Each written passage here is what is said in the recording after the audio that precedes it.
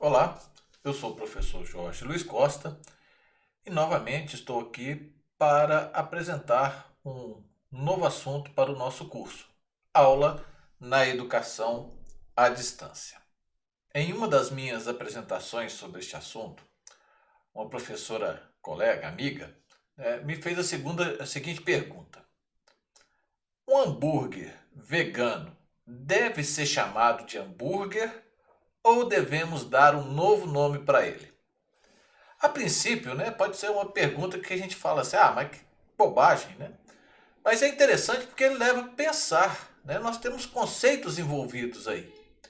E é algo semelhante o que nós propomos aqui, que é discutir a questão da aula na educação à distância, né? Então, vamos pegar esta pergunta como um mote, como um rumo, e vamos trabalhar em cima do nosso assunto, que é a aula na EAD.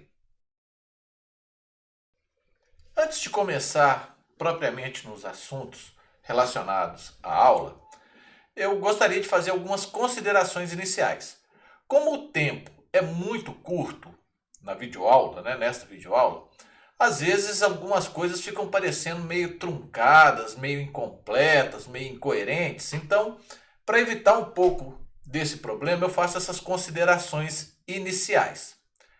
Então, a primeira delas é relacionada ao processo educativo, que para mim é extremamente complexo. Não é nada simples. Ele envolve diversas relações. Ele envolve alunos, professores, escolas, governos, políticas públicas, condições, interesses, intenções e vai por aí afora.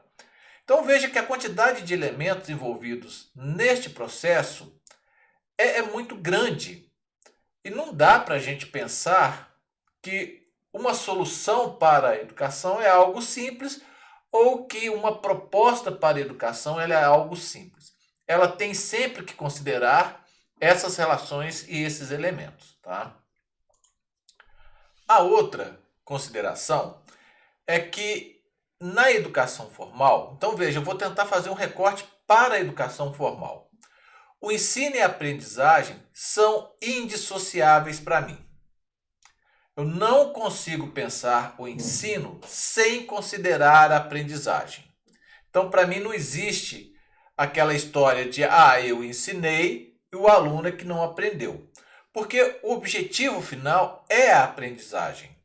Então, o meu processo de ensino, eles têm que estar voltado para favorecer o processo de aprendizagem. Se isso não está acontecendo, eu tenho que rever os recursos, as estratégias, o que eu estou utilizando, a metodologia, para tentar melhorar essa interlocução entre os dois processos. Para mim, eles envolvem atores diferentes, e aí vamos pegar só dois como exemplos: alunos e professores com papéis específicos, então cada um tem o seu papel dentro deste processo, mas que atuam com objetivos comuns para promover a educação.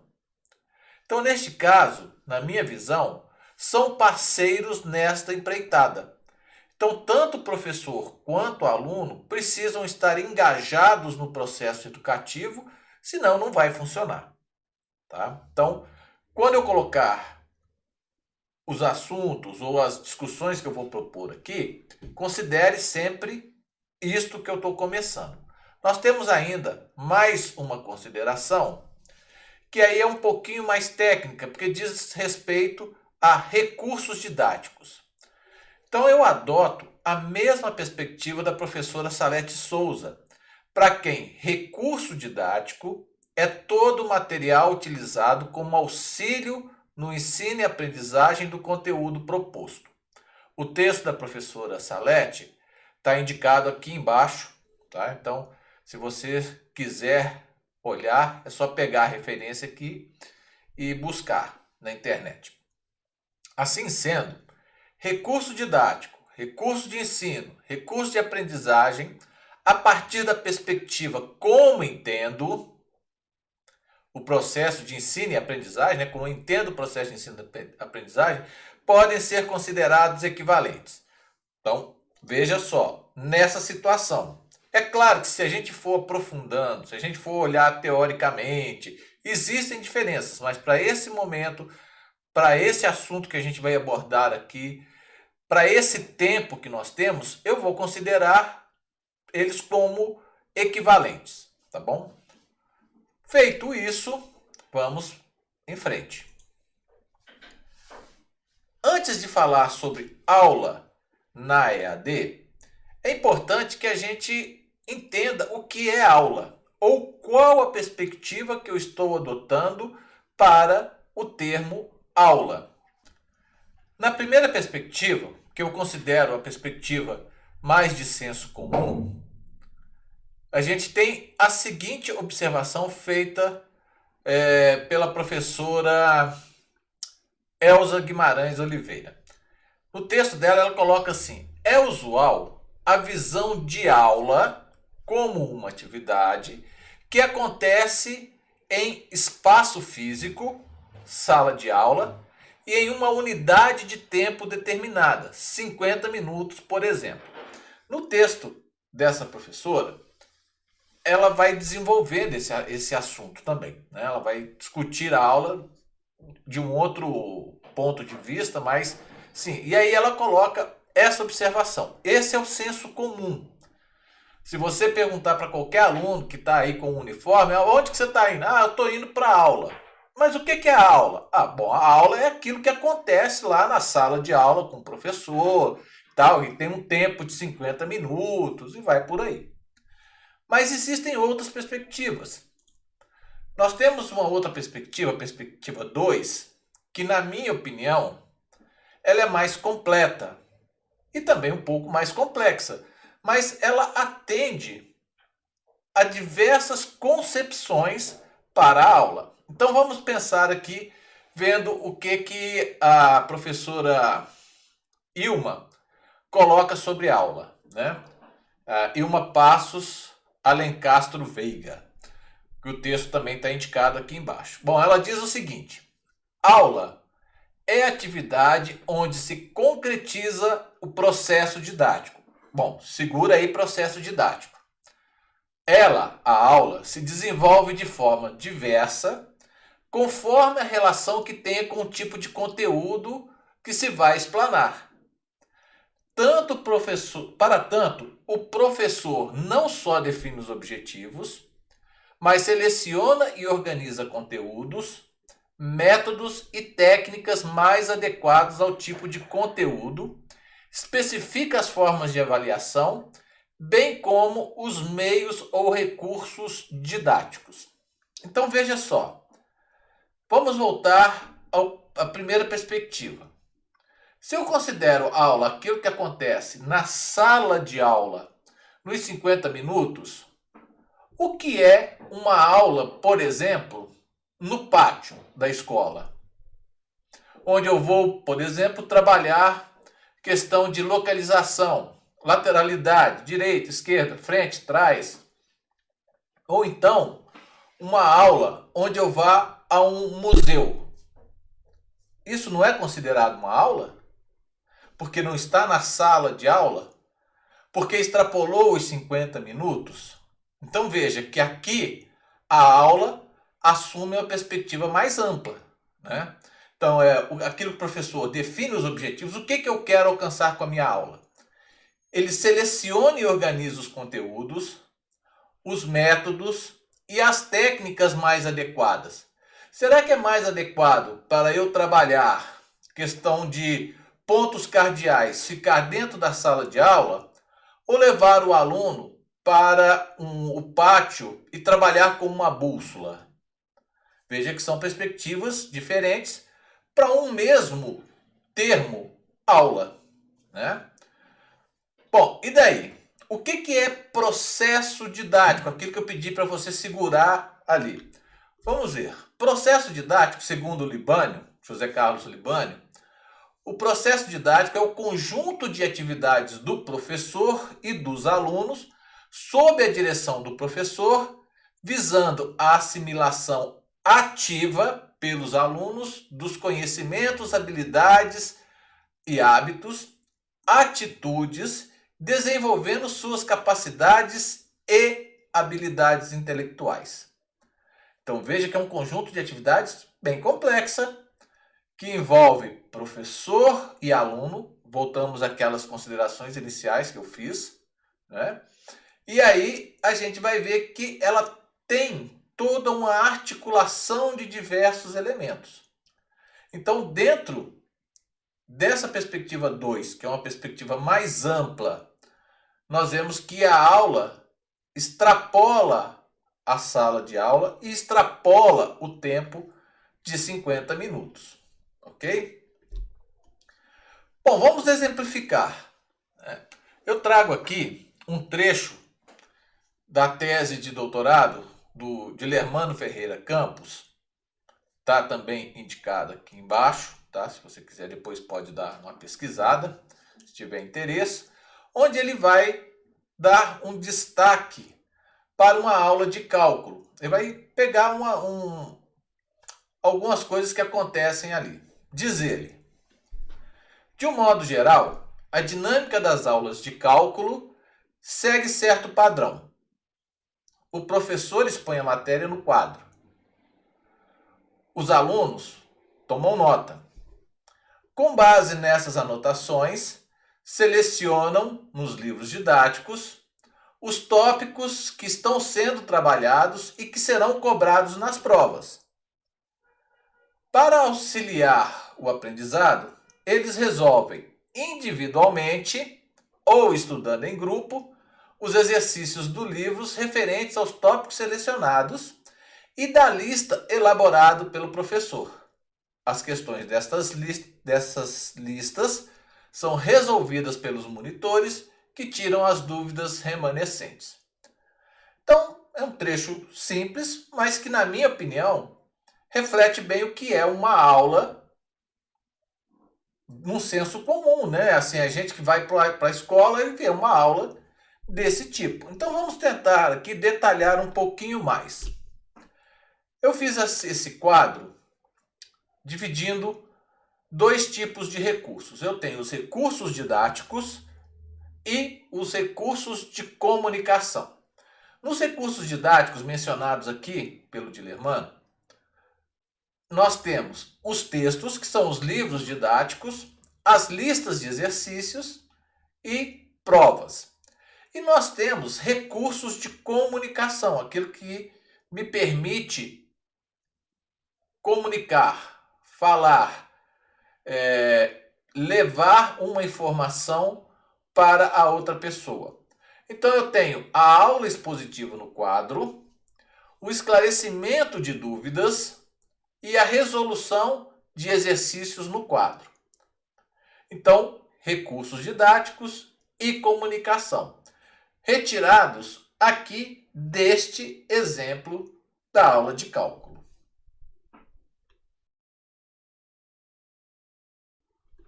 A partir disto que nós vimos sobre aula genérico, tanto na primeira perspectiva tradicional, né, um pouco mais tradicional, e agora numa perspectiva mais ampla, que é a perspectiva 2, que nós analisamos aí até a aula de cálculo que o Dilermano coloca. Vamos pensar agora, vamos refletir um pouco sobre como pode ser a aula na EAD. Bom, quando eu penso em aula na EAD, surge um primeiro problema. Nós já vimos lá atrás as características, uma conceituação da educação à distância. Então, um dos elementos que vai caracterizar a educação à distância é a separação física dos alunos e dos professores. E aí é que surge o meu problema. Então, vamos relembrar. Aula é a atividade onde se concretiza o processo didático. É o conjunto de atividades do professor e dos alunos sob a direção do professor, visando a assimilação ativa pelos alunos dos conhecimentos, habilidades e hábitos, atitudes, desenvolvendo suas capacidades e habilidades intelectuais.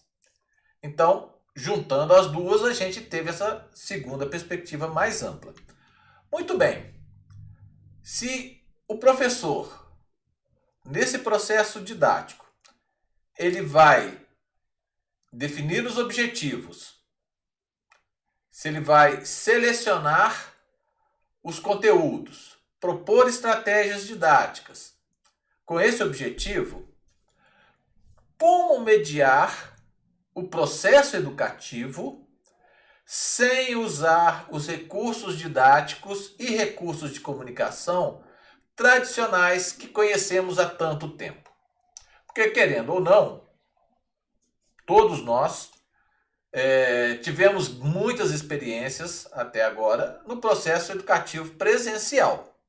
Se eu separo professor e aluno e eu preciso mediar este processo e eu não posso falar no quadro, se eu não posso resolver no quadro as questões, as dúvidas, se eu não consigo conversar com o aluno na sala de aula, que são os meus recursos tradicionais, como que eu vou fazer então essa mediação? Muito bem. Então,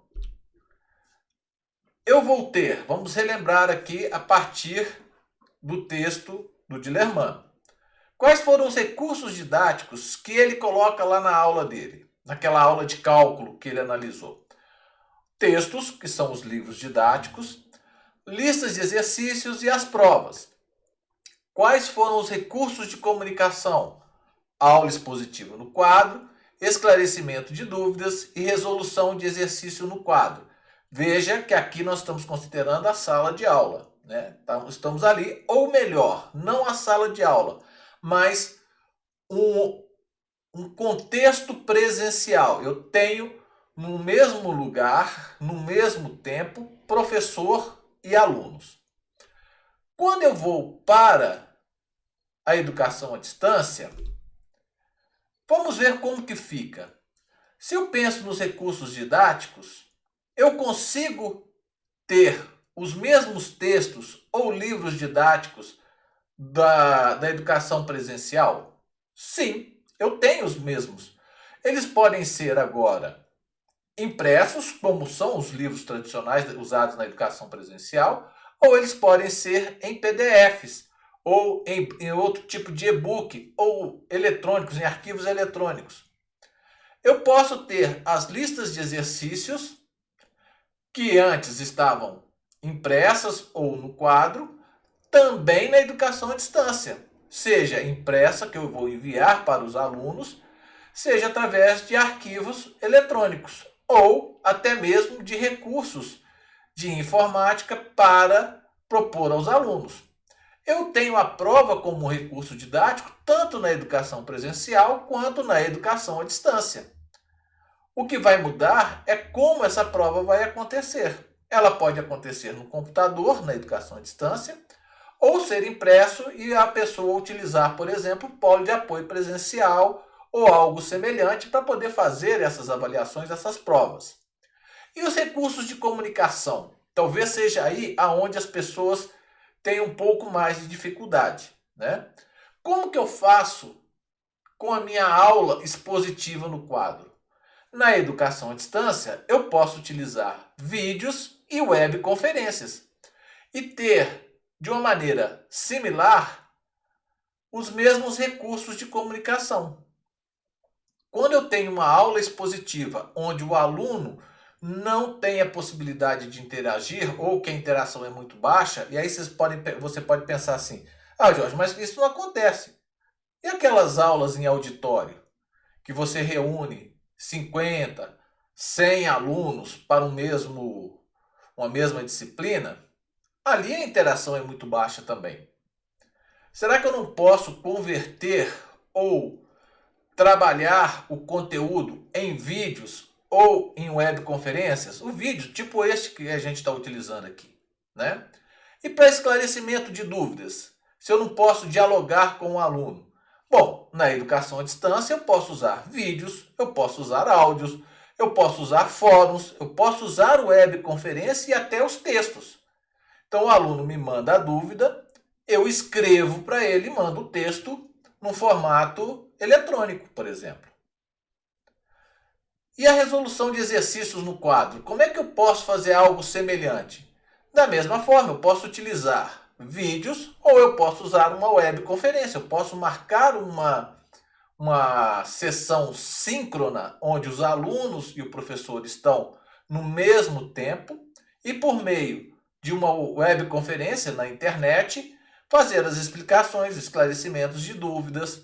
Então eu vou ter momentos síncronos que podem ser usados para todas essas ações que eu estou pensando, né? Dar uma aula expositiva, esclarecer dúvidas ou resolver exercícios. Então veja, o que eu tenho aqui é uma mudança do meio onde o recurso didático ou recurso de comunicação está sendo usado.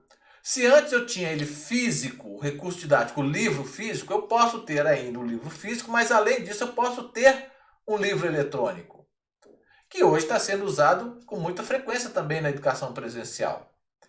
As listas de exercício e as provas, da mesma forma.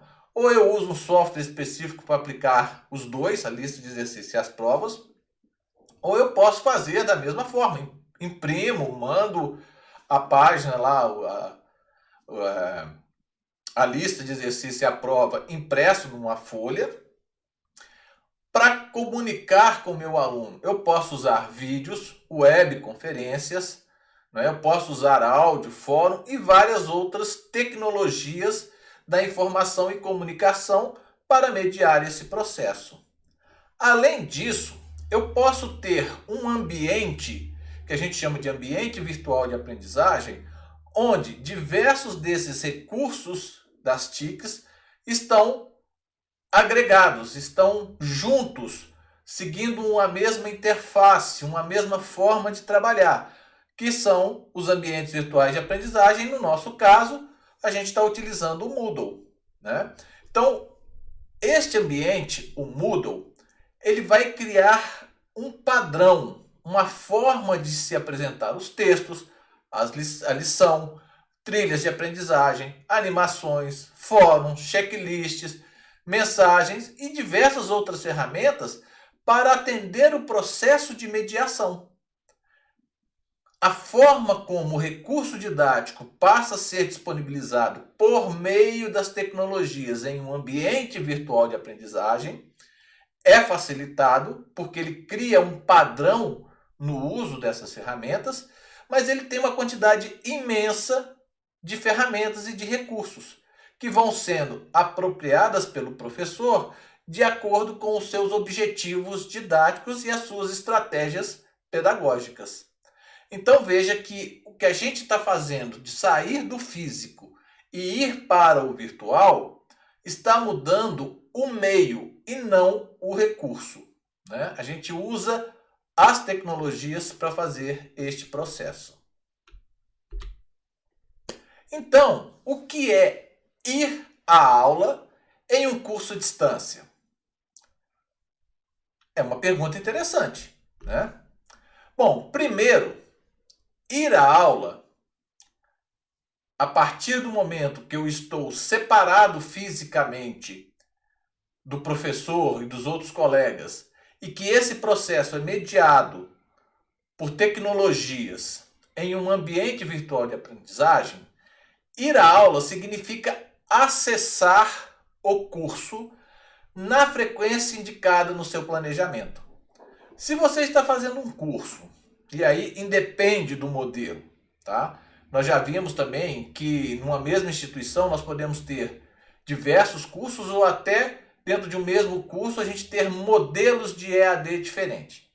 Então, dentro do meu curso eu vou entender quais são os recursos, qual é a proposta do curso, quais são as estratégias que vão ser utilizadas, quais os recursos que eu, enquanto aluno, vou ter para poder fazer esse curso, e aí eu devo acessar o curso na frequência indicada no seu planejamento. Se no planejamento aquela disciplina precisa ser acessada uma vez por semana, eu tenho que dedicar esse tempo para acessar a disciplina uma vez por semana. E aí eu vou para o ambiente virtual, acessar o Moodle e ver o que está ali disponível para eu fazer, né? Sequência didática. Então, ir à aula é seguir uma sequência didática, se houver. Porque nessa sequência didática é a forma como o professor organizou e planejou a sua disciplina que esse processo vai ser facilitado, o processo da aprendizagem. Então, se o professor fala, leia o texto, assista ao vídeo, resolva o exercício, não adianta você ir resolver o exercício sem ter lido o texto ou sem ter assistido o vídeo. Siga essa sequência, porque neste planejamento o professor já levou várias coisas em consideração.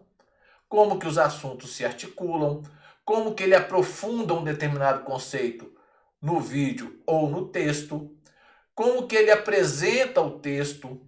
Então, tudo isso está ali embutido, implícito na sequência didática que ele planejou. Uma outra coisa que é importante para eu ir à aula em um curso de distância é usar os recursos. Se o professor planejou uma sequência e dentro dessa sequência didática tem vários recursos didáticos e de comunicação, eu devo usar. Se eu fiquei com dúvida, como que eu vou comunicar essa dúvida para o professor ou para a pessoa que está apoiando o professor, né? Um tutor, qual seja o nome que se dê. Então, eu tenho, dentro daquele ambiente virtual, dentro do Moodle, eu tenho diversos recursos. Eu posso usar mensagem, que nós vamos ver mais à frente, eu posso usar fórum, ou qualquer outro que o curso esteja disponibilizando. Mas se esse recurso está disponível, use o recurso. E um outro elemento importante é usar os recursos coletivos de comunicação para comentar e esclarecer dúvidas. Isso significa envolver-se com o curso. Não comece a fazer o curso pensando, eu já sei tudo, eu vou, né, só aqui fazer os exercícios e pegar a nota. Eu tive um professor lá na minha graduação que ele falava que muitos alunos querem a nota, apenas a nota. E ele comparava esses alunos àquela pessoa que chega numa loja de departamento e vai comprar uma geladeira, mas ele não quer a geladeira. Ele quer a nota fiscal da geladeira. Aí o vendedor fala com ele, olha, mas não faz sentido você pagar e levar só a nota fiscal e não levar a geladeira. Falo, não, mas eu quero isso, eu quero só a nota fiscal. Trazendo esse exemplo, né, ou essa metáfora para a nossa área, fazer um curso sem se envolver com ele, sem acessar os materiais, sem pensar a respeito, sem ter tempo de fazer reflexões, sem ter tempo de fazer os exercícios para ver maneiras de articular aquele conhecimento que a gente está recebendo ali, ou que a gente está construindo, não faz sentido. É como comprar a geladeira e levar só a nota fiscal. Então, é importante a gente ter essa consciência. Envolver-se com o curso significa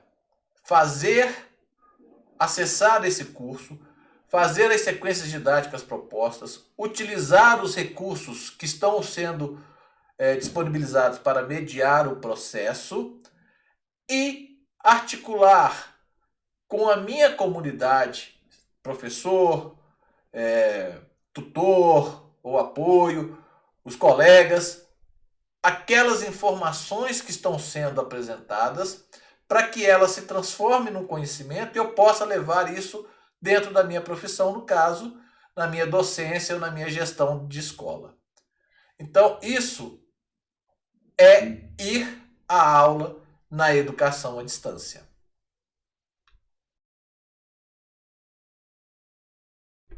E aí, nós vamos agora tentar responder a pergunta, né? Que a pergunta ainda não foi respondida, ela está lá. Então, qual era a pergunta? Eu posso chamar um hambúrguer vegano de hambúrguer? Depende. O conceito ou a perspectiva que eu estou usando para hambúrguer consegue sustentar este alimento dentro do que eu estou pensando?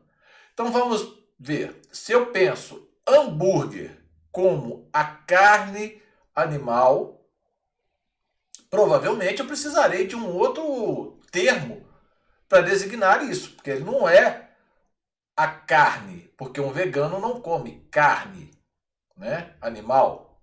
Mas se eu penso hambúrguer como um sanduíche que tem uma proteína, pão, vegetais e tal, sim, eu posso continuar chamando de hambúrguer um hambúrguer vegano ou vegetariano, né? Então, vai depender de como eu estou entendendo o termo hambúrguer. Eu posso chamar aula na educação à distância? Sim, desde que em vez de eu usar aquele termo mais conservador, mais restrito de aula, em vez de eu usá-lo, eu passo a ter uma perspectiva mais ampla, mais complexa. Então, sim, neste caso, eu posso entender aula, melhor, eu posso dizer que na educação à distância eu tenho aula também.